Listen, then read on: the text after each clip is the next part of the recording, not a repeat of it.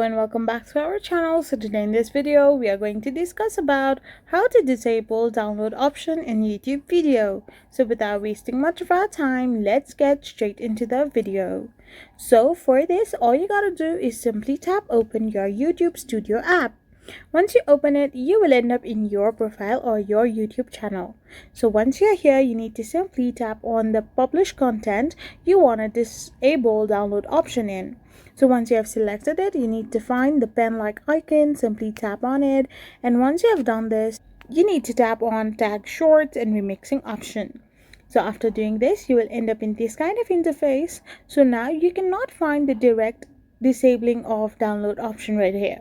You will find an option called allow embedding.